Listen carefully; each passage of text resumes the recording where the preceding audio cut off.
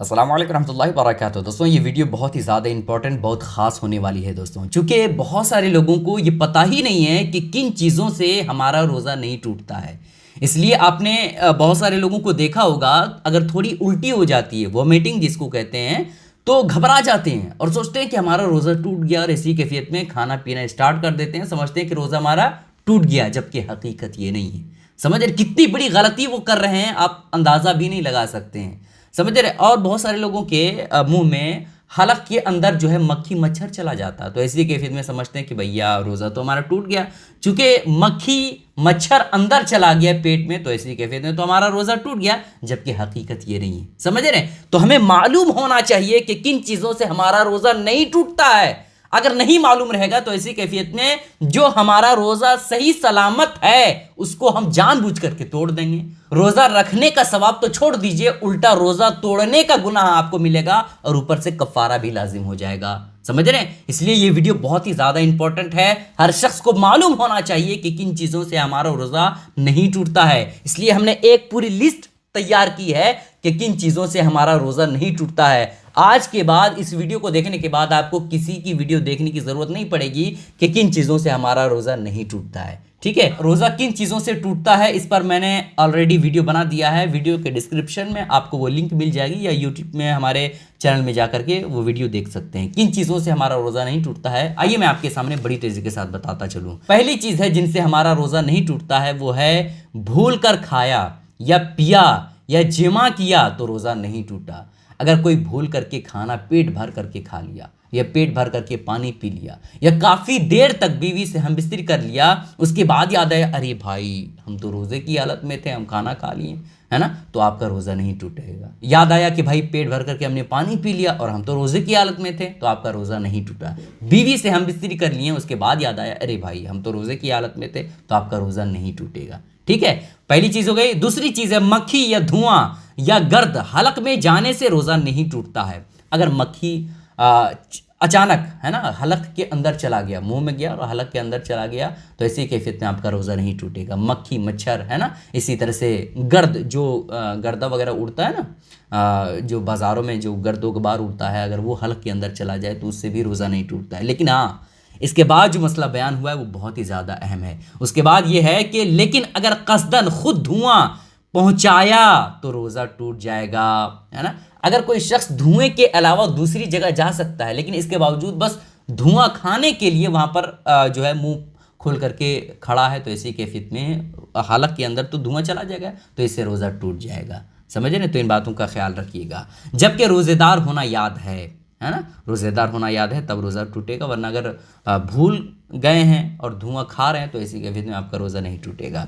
उसके बाद यह है कि तेल या सुरमा लगाया तो रोज़ा ना टूटा। बहुत सारे लोग समझते हैं ना कि भैया तेल हमने लगा लिया, सुरमा लगाया तो सुरमे का जो है वो आंसू हलक में चला गया, तो ऐसी कैफियत में रोज़ा टूट जाएगा। नहीं, रोज़ा नहीं टूटेगा।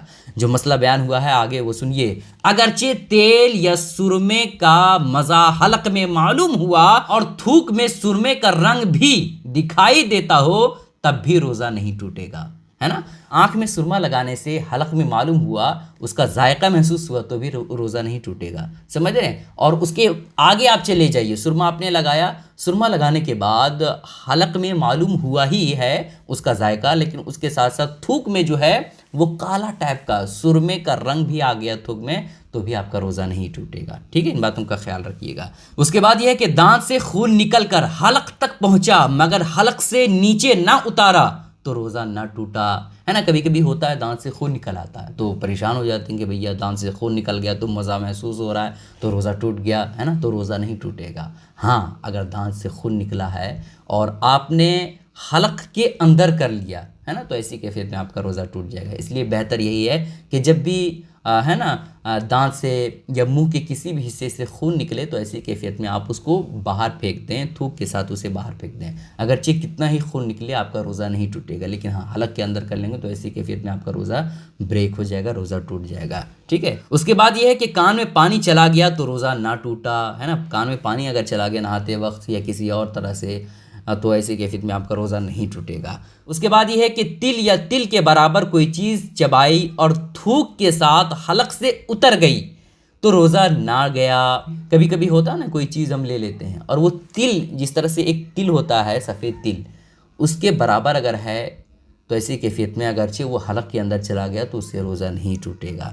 समझ रहे हैं? लेकिन हाँ, उसके बाद बयान ये हुआ है कि लेकिन अगर उसका जायका हलक में मालूम हुआ तो रोज़ा जाता रहा, है ना।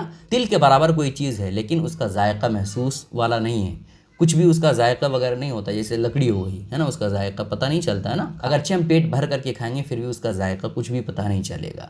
तो लकड़ी का मामला अलग हो गया, लेकिन वही आप चॉकलेट का एक तिनका ले लीजिए या लड्डू का एक दाना ले लीजिए, है ना, तो उसका क्या है, अगरचे तिल से कम है लेकिन उसका जायका महसूस होता है और ऐसी कैफियत में उसका रोज़ा टूट जाएगा। समझ रहे हैं? उसके बाद ये है कि गीबत की तो रोज़ा ना टूटा। अगरचे गीबत बहुत सख्त गुनाह कबीरा है। बहुत सारे लोग कहते हैं कि गाली मत दो वरना तुम्हारा रोज़ा चला जाएगा, तो रोज़ा नहीं टूटता है। गाली गलौज करने से, गंदे गंदे गाली देने से भी रोज़ा नहीं टूटता है। लेकिन हाँ, ये बहुत ही बड़ा गुनाह है, गुनाह कबीरा है। गीबत करना, चुगली करना, है ना, ये सब बहुत बड़े गुनाह हैं। लेकिन इसका गुनाह उसके नामे आमाल में लिखा जाएगा, लेकिन इसकी वजह से रोज़ा नहीं टूटेगा। समझ रहे हैं? उसके बाद ये है कि बोसा लिया मगर इंजाल ना हुआ तो रोज़ा नहीं टूटा। वहीं औरत की तरफ बल्कि उसकी शर्मगाह की तरफ नज़र की मगर हाथ ना लगाया और इंजाल हो गया। अगरचे बार बार नज़र डालने या जिमा वगैरह के ख्यालात करने से इंजाल हुआ, अगरचे देर तक ख्याल जमाने से ऐसा हुआ, इन सब सूरतों में रोज़ा नहीं टूटेगा। आप इस मसले को सही से सुनिए, बहुत सारे लोग इसमें गलती करते हैं, है ना। मसले की हकीकत ये है कि आपने बीवी के जिस्म को नहीं छुआ, बीवी के बॉडी को टच नहीं किया, बस उसके जिस्म को देखा, चाहे बग़ैर कपड़े के देखा या किसी भी तरह से देखा, या बीवी की शर्मगाह की तरफ देखा और बार बार देखता रहा आपने, है ना, या बीवी के बारे में जिमा वाले ख्याल, है ना, हम बिस्तरी वाले ख्याल माइंड में आपने जमाया और काफ़ी देर तक आप अपनी बीवी की शर्मगाह को देखते रहें या काफ़ी देर तक आप अपनी बीवी के बारे में सोचते रहें कि हम ऐसे जिमा करेंगे, हम ऐसे बीवी को टच करेंगे, ऐसे हम बीवी को हम बिस्तरी करेंगे, है ना, और आपकी शर्मगाह से पानी निकल गया, इंजाल हो गया, तो ऐसी कैफियत में आपका रोज़ा नहीं टूटेगा। रोज़ा क्यों नहीं टूटा? क्योंकि आपने बीवी के जिस्म को, बॉडी को टच नहीं किया था। यही अगर आप बीवी के बॉडी को टच कर देते हैं, है ना, बीवी के जिस्म को छू लेते हैं, तब इंजाल होता तो आपका रोज़ा टूट जाता। तो फ़र्क आपने समझ लिया ना। उसके बाद ये है कि एहतलाम हो गया तो रोज़ा ना टूटा, है ना। एहतलाम का मतलब समझते हैं, नाइट फॉल। बहुत सारे लोग सोते सोते बुरे ख्याल, बुरे सपने आए और ऐसी कैफियत में उसकी शर्मगाह से मनी निकल गया, तो उससे रोज़ा नहीं टूटेगा, क्योंकि सपने में, ख्याल में किसी का कोई कंट्रोल नहीं होता है, ठीक है, तो इससे रोज़ा नहीं टूटेगा। उसके बाद यह है कि जनाबत की हालत में सुबह की, बल्कि अगर सारे दिन जुन्ब बेगुस्ल रहा तो रोज़ा तो सही हो जाएगा, मगर इतनी देर तक कसदन गुस्ल ना करना कि नमाज क़ज़ा हो जाए, गुनाह कबीरा है ना।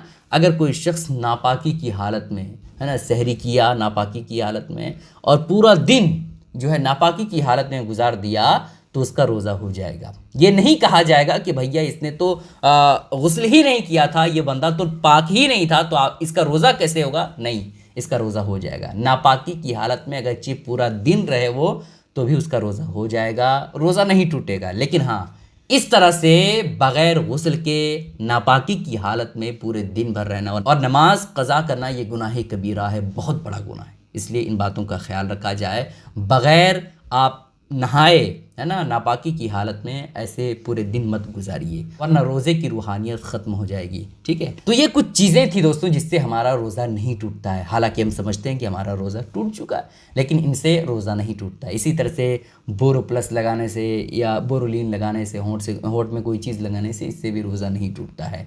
तेल लगाने से इससे भी रोज़ा नहीं टूटता है ना। इस क्लिप को शेयर करना मत भूलिएगा दोस्तों, ताकि हर शख्स को इन बातों का इल्म हो जाए और वो भी जान सके किन चीज़ों से हमारा रोज़ा नहीं टूटता है और उसके बदले आपको भी सवाब मिल सके। अस्सलाम वालेकुम रहमतुल्लाह।